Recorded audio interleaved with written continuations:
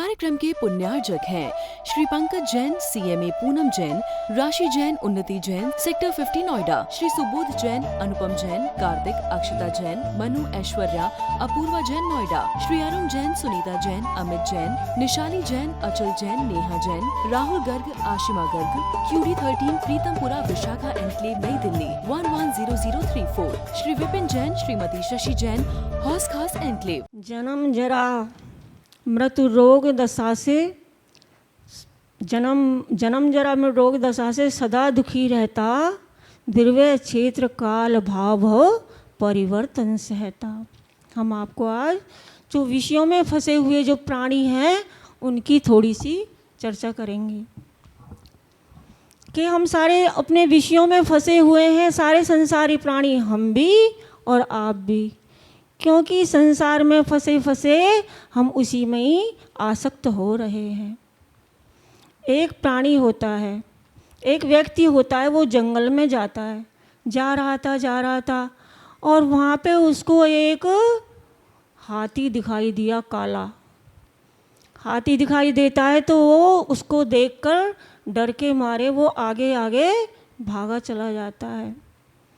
भागते भागते उसको ऐसा डर लगा कि वो एक कुएं में गिरा। कुएं में गिरते गिरते उसने एक वृक्ष की डाली को पकड़ लिया। आपने ये मंदिरों के बाहर संसार दर्शन देखा होगा, देखा है ना सभी ने? उसकी ये कहानी है। ये कहानी उसकी नहीं है, हम और आपकी सबकी कहानी है। और उसने उस टहनी को पकड़ लिया और जैसे ही वो कुआं, भयंकर कुआं था, उसमें गिरने को जा रहा था तो उसकी टहनी हाथ में आ गई। जीवन कहने को तो बहुत बड़ा लंबा है, लेकिन जीवन कई बार छोटा भी लगने लग जाता है। जीवन लंबा कब लगता है? जब हम आनंद में हैं, जब हम खुशी मना रहे हैं, तो हमें कल की चिंता नहीं रहती, परसों की चिंता नहीं रहती। लेकिन जब जीवन में कष्ट आता है तो क्या बोलता है इंसान? हे भगवान मुझे, हे भगवान मुझे उठा ले। तो क्या भगवान सिर्फ बीमारों को पसंद करते हैं? भगवान क्या सिर्फ उसको पसंद करते हैं जो चल फिर नहीं सकता है? जीवन बहुत लंबा है, जीवन बहुत छोटा है, ये तो सिर्फ ख्याली बातें हैं। लेकिन जो व्यक्ति अपने जीवन को आनंद पूर्वक जीता है, उसको ना जीवन लंबा लगता है ना जीवन छोटा लगता है, क्योंकि जिसके पास जीवन जीने का आनंद है उसके पास दुनिया का बहुत कुछ है। और आपके पास दुनिया की बहुत सारी संपदा है, लेकिन मन में टेंशन है तो संपदा का कोई फायदा नहीं। मैं हमेशा एक बात कहता हूं, संपदा आए ना आए, लेकिन भगवान से ये प्रार्थना करना कि भगवान मुझे संपदा दो चाहे ना दो, लेकिन एक प्रार्थना है कि जीवन में कभी विपदा मत देना। संपदा दो ना दो, लेकिन विपदा मत देना। विपदा नहीं है तो संपदा तो अपने आप आ जाएगी, लेकिन संपदा है और विपदा है तो संपदा का भी लाभ नहीं ले पाओ। विचार करिए, आपके घर में बहुत बड़ी पार्टी चल रही है और तरह तरह का व्यंजन बना हुआ है, लेकिन कोई कारण से आपका शरीर अस्वस्थ हो गया। आप डॉक्टर के पास गए और डॉक्टर ने कहा आपको आने वाले 5 दिनों तक मात्र खिचड़ी खाना है। फिर क्या करोगे आप? पार्टी कैंसिल करोगे? रिश्तेदारों को मना करोगे? सब कुछ नहीं मना कर सकते, सब कुछ करोगे, लेकिन खिचड़ी ही खाना पड़ेगी, वो भी बिना पार्टी में घर से लाई हुई टिफिन की। तो क्या हुआ? 10 दिन पहले तक जो मनोरंजन का साधन था वो चिंतन का साधन बन गया, चिंता का साधन बन गया, चिंता का सबक बन गया। तो प्रभु से यही कहना कि प्रभु मुझे संपदा दो ना दो ये आपकी मर्जी है, लेकिन जीवन में कभी विपदा मत देना, ये हमारी अर्जी है, मर्जी नहीं है। भगवान के सामने अर्जी लगाना चाहिए, भगवान के सामने मर्जी नहीं। नहीं तो लोग श्रीफल लेकर जाते हैं, हे भगवान मेरी फैक्ट्री चालू हो जाए, मेरा व्यापार चालू हो जाए, मेरी जॉब लग जाए तो 10% मंदिर में दान दे दूंगा। ये व्यापार है क्या? आपको तो ये भावना बनानी चाहिए कि भगवान मुझे इतना काबिल बनाओ कि मैं सब कुछ आपके सामने कर सकूं। लोग तो भगवान की प्रतिमा विराजमान करने की बात करते हैं, हे भगवान मुझे ऐसा सामर्थ्यवान बनाओ कि मैं पूरा जिन मंदिर ही बना सकूं। ऐसे भाव भगवान के सामने प्रकट करना चाहिए। लेकिन हम लोग क्या करते हैं, वही सौदेबाजी चालू कर देते हैं कि मेरा बेटा पास हो गया तो मैं तिजारा जी जाऊंगा, मेरा बेटा सीए हो गया तो मैं महावीर जी जाऊंगा, मेरे बेटे की शादी हो गई तो मैं शिखर जी जाऊंगा। और ये नहीं कहते कि बेटे की शादी के बाद सबसे पहले उसे जिन मंदिर लेकर आऊंगा। संस्कारित वही है जिसके बच्चे शादी के बाद पहले जिन दर्शन करते हैं, गुरु दर्शन करते हैं, जिनवाणी से पूजन करते हैं, बाद में कोई दूजा काम करते हैं। उन परिवार में कभी भी झगड़े होने की संभावना नहीं होती, क्योंकि विवाह के बाद पहले दिन ही उनको गुरु दर्शन मिल गए, विवाह के बाद उनको भगवान के दर्शन मिल गए, विवाह के बाद उनको सत्संग मिल गया। और जो सत्संग में आ जाता है उसको तकलीफ तो होगी ही नहीं। लेकिन बात यहां है कि हमारा भरोसा, हमारा विश्वास, हमारी श्रद्धा, हमारी आस्था कितनी मजबूत है, फल भी उतना मजबूत मिलेगा। एक बार एक नव दंपत्ति शादी के 7-8 दिन हुए थे, कहीं घूमने जा रहे थे। और जब घूमने जा रहे थे तो वहाँ पे वो एक बड़ी सी नदी में, बड़े से सागर में बोटिंग कर रहे थे। और किसी किसी बोट में चलाने वाला भी होता है और कई बोट आदमी खुद चलाने में लग जाता है कि दोनों चल रहे हैं। तो इन्जॉयमेंट के हिसाब से गए थे, तो दोनों उस बोट पर बैठकर जा रहे थे। इतने में बहुत आंधी तूफान आया, इतना आंधी तूफान आया कि पत्नी डर गई। उसने कहा पति से कि आपको डर नहीं लग रहा? बोले नहीं। और आंधी तूफान आई, नाव जो है उठा पटक होने लगी, पत्नी बहुत डर गई। उसने कहा कि आपको डर नहीं लग रहा? पति बोला नहीं। और ऐसा लग रहा था कि अब नाव डूबने ही वाली है। पति से कहा आपको डर नहीं लग रहा? बोला नहीं। अरे बोले कैसे आदमी हो, इतनी समस्या चल रही है तो भी डर नहीं लग रहा? इतने में पति ने, पास में एक तलवार पड़ी थी, उस तलवार को म्यान से निकाला और पत्नी की गर्दन पर लगाया। बोले तुम्हें डर लग रहा है कि नहीं? बोले नहीं। बोले क्यों नहीं डर लग रहा है? क्योंकि बोले तलवार आपके हाथ में है, आप मेरे जीवन का आधार हो, आप मेरे प्राणों को हरने वाले हो, आप मेरे प्राणों को बचाने वाले हो, मेरे प्राणों को हरने वाले नहीं हो। और जब तलवार मेरे रक्षक के हाथ में है तो मुझे डर काहे का? तो उस आदमी ने कहा कि मुझे भी डर इसलिए नहीं लग रहा है कि मेरा जीवन जब प्रभु के हाथ में है तो मुझे डर किस बात का, चाहे आंधी आए चाहे तूफान आए, लेकिन जब प्रभु के हाथ में मेरा जीवन है तो मुझे तकलीफ कौन सी आएगी। और कुछ देर बाद वो सुरक्षित तट पर पहुंच गए। समस्या जीवन में आएंगी, समस्या मेरे साथ में भी है, समस्या इनके साथ में, समस्या आपके साथ में भी है, लेकिन समस्याओं को लेकर भगवान के पास मत आओ, समस्याओं को लेकर गुरु के पास मत आओ, बल्कि समस्या जब सामने आए तो उसको बताओ, गुरु के पास में आकर ये मत बताओ कि मेरी समस्या बहुत बड़ी है, बल्कि समस्या को ये बताओ कि मेरे गुरु बहुत बड़े हैं। समस्या डर के अपने आप भाग जाएगी। समस्या को ये बताओ कि मेरे भगवान बहुत बड़े हैं, समस्या अपने आप भाग जाएगी। लेकिन हम समस्या लेकर आ जाते हैं। कोई छोटी छोटी ऐसी समस्या है उसमें भगवान को याद कर लेते हो, क्योंकि कारण है ना, आदमी इतना सिरफिरा हो चुका है, इतना दोगला हो चुका है कि 24 घंटे में उसको भगवान का स्मरण करने का समय नहीं है। लेकिन जब संकट आता है, हे भगवान, हे गुरुदेव, हे जिनवाणी माता, ये भी इसलिए बार बार होने लगा कि पहले आदमी दिन भर में कम से कम थोड़े समय तो भगवान को याद करता था, आजकल भगवान को भूलता जा रहा है। तो भगवान अपनी याद कराने के लिए किसी न किसी रूप में आपके सामने आ जाते हैं।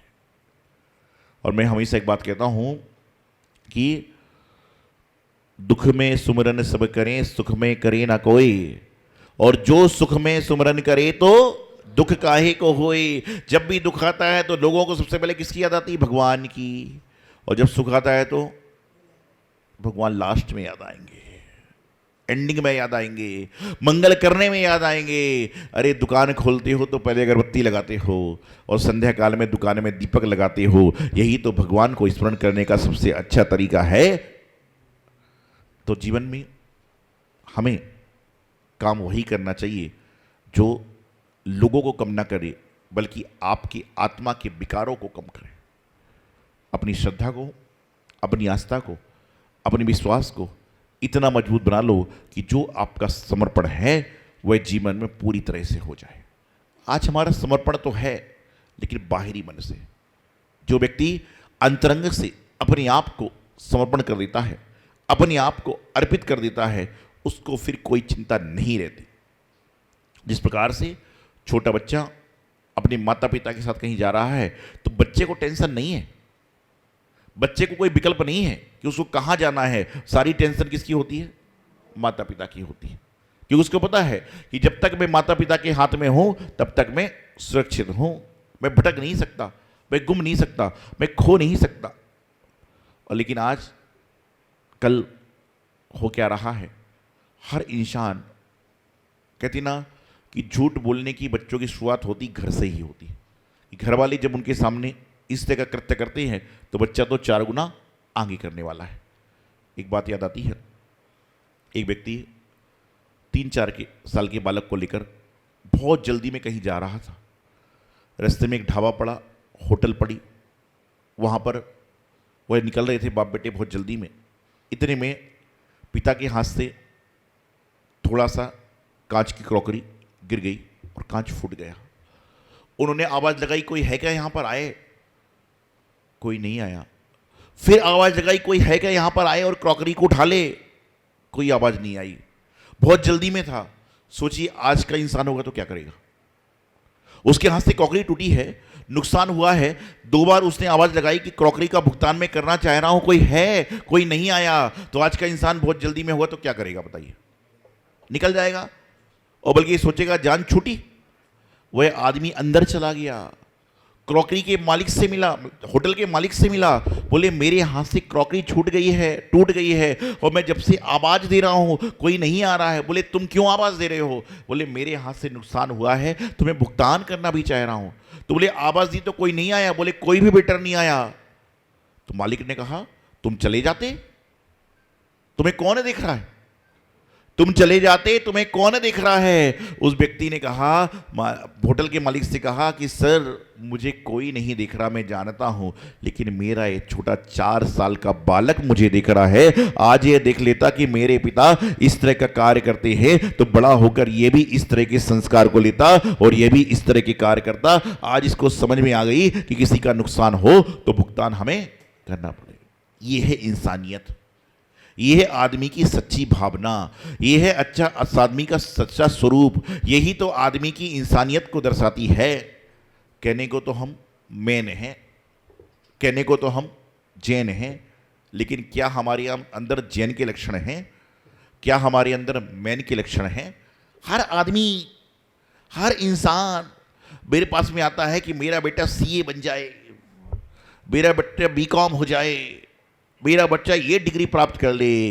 लेकिन आज तक हर इंसान एमए के लिए, बीए के लिए, सीए के लिए, सीएफए के लिए, पता नहीं कौन कौन से कैट मेट टेट दुनिया भर की चीज़ों के लिए आ रहे हैं, लेकिन आज तक कोई भी इंसान अपने बच्चे को लेकर आया और उसने ये नहीं कहा कि महाराज मेरा बच्चा एमए तो पढ़ लेगा, लेकिन आप ऐसा आशीर्वाद दो कि मेरे बच्चे के साथ एमए के साथ में एन भी लग जाए, कि मेरा बच्चा आदमी बन जाए, मेरा बच्चा इंसान बन जाए। ये आशीर्वाद दो। और संत ने यदि आपके बच्चे को आशीर्वाद दे दिया कि तुम्हारा बच्चा आदमी बनेगा, तो समझ के चलना कि बुढ़ापे में जब आपका मन होगा कि मुझे सम्मेद शिखर जी की यात्रा करना है, तो बच्चा हाथ पकड़ के, उंगली पकड़कर आपको सम्मेद शिखर जी, गिरनार जी, कछनेर जी की यात्रा जरूर कराएगा। लेकिन जब होगा ये, जब आप बचपन में उसको उंगली पकड़ के हमारे पास लेकर आओगे, बचपन में उंगली पकड़कर मंदिर में लेकर आओगे। आज मैं सोचता हूँ कलयुग में आश्चर्य चलता है, कलयुग में आश्चर्य हो रहा है। कैसा आश्चर्य हो रहा है कि बच्चे का जन्मदिन आता है तो माँ बाप उसको हजारों रुपए दे देते हैं कि जाओ बर्थडे पार्टी कर लेना। लेकिन बिरले माता पिता ऐसे होते हैं जो बच्चे को पार्टी के पैसे के साथ साथ में कुछ पैसे हाथ में देते हैं कि पहले जिन मंदिर में जाना और मंदिर की गुल्लक में पैसे डाल के आना, उसके बाद पार्टी करने जाना। जो माता पिता ये करते हैं उनका बुढ़ापा सुरक्षित है, उनके घर में संस्कार हैं, उनके घर में ज्ञान की आराधना है। लेकिन आज विसंगति है। और आजकल तो बर्थडे पार्टी का रिवाज कब से चालू हो गया? रात को 12 बजे से। और कहाँ पे होता है ये? गाड़ी के बोनट पे। रात को 11 बजे के बाद में इंसान नहीं घूमते सड़क पर, भूत प्रेत पिशाच घूमते हैं। रात को 11-12 बजे के बाद में इंसान नहीं घूमता सड़कों पर, भूत प्रेत पिशाच घूमते हैं। और रात को किसको दिखता है? उल्लू को। उल्लू समझते हो? उसको दिन में नहीं दिखता, रात को ही दिखता है। एक बार ऐसे ही हुआ, 4 मित्र बर्थडे पार्टी मनाने जा रहे थे। एक मित्र गाड़ी लेकर सबको क्रम से लेके चल रहा था। बर्थडे पार्टी मनाई और क्रम से उस मित्र ने सभी को छोड़ना चालू कर दिया। तीनों को छोड़ने के बाद उसे सीट पर देखा तो पीछे एक व्यक्ति बैठा हुआ था। उसने कहा, भाई साहब मैं आपने को पहचाना नहीं। बोले, भाई साहब मैं तो अब आपके साथ ही रहूँगा। बोले कि मैं जानता नहीं पहचानता नहीं, मेरे सारे दोस्त चले गए। बोले मुझे भी दोस्त बना लो ना। बोले लेकिन भाई साहब अब हैं कौन? उसने कहा, मैं भूत हूँ। क्या कहा? ये बताओ भूत कौन से कलर के कपड़े पहनते हैं? भूत कौन से कलर के कपड़े पहनते हैं? ले जाके कौन देता है काले कपड़े उनको? कोई कहता सफेद पहनता, कोई काले पहनता, कोई कहता लाल पहनता है। तो भूतों को कपड़े देता कौन है? कौन सा दर्जी सिल रहा है उनके कपड़े? बताना चाह रहा था मैं आपको। एक कहने लगा मैं भूत हूं। तो उसने कहा, भूत से मेरा क्या संबंध है? बोले भाई साहब रात को 12 बजे के बाद जो आदमी आता है मैं उससे ही मित्रता करता हूं, और मुझे तुम बहुत अच्छे आदमी लगे क्योंकि तुम लोग 3-4 महीने में एक आध बार रात को 12 बजे घूमने फिरने आते हो, तो मैंने सोचा तुमसे ही दोस्ती क्यों ना कर लूं। महाराज श्री के आशीर्वाद से मैं इस लायक हुआ कि मैं यहाँ महाराज श्री को बुला सका। मेरे को बहुत बहुत आभार है महाराज श्री का। और महाराज श्री के आशीर्वाद से मैं इस जगह का नाम भी सौभाग्य सदन ही रख रहा हूँ उसमें। धन्यवाद। मैं गुरुदेव के लिए क्या कह सकता हूँ, मैं इस लायक नहीं हूँ। हम सब ने, बस मैं इतना ही कहना चाहता हूँ कि हम सब ने जीवन में संतों के बारे में बहुत कुछ सुना है और शास्त्रों में भी पढ़ा है कि तप त्याग और साधना से संतों की वाणी सिद्ध हो जाती है। लेकिन क्या आपने कभी अपने जीवन में ऐसा देखा है कि किसी संत के एक वाक्य के सामने प्रकृति भी अपनी दिशा बदल दे? सज्जनों, हमारा परिवार वर्ष 2014 से गुरुदेव के सानिध्य से जुड़ा हुआ है और इन वर्षों में हमने केवल प्रवचन नहीं सुने, हमने ऐसे अनुभव किए हैं जिन्होंने हमें बार बार ये महसूस कराया कि जब साधना अपनी चरम सीमा पर पहुंचती है तो संतों की वाणी केवल शब्द नहीं रहती, वह सत्य बन जाती है। इस कार्यक्रम के पुण्यार्जक थे श्री पंकज जैन, CMA पूनम जैन, राशि जैन, उन्नति जैन, सेक्टर 50 नोएडा, श्री सुबोध जैन, अनुपम जैन, कार्तिक, अक्षता जैन, मनु, ऐश्वर्या, अपूर्वा जैन नोएडा, श्री अरुण जैन, सुनीता जैन, अमित जैन, निशाली जैन, अचल जैन, नेहा जैन, राहुल गर्ग, आशिमा गर्ग, QD 13, प्रीतमपुरा, विशाखा एनक्लेव, नई दिल्ली 110034, श्री विपिन जैन, श्रीमती शशि जैन, हौस खास एनक्लेव।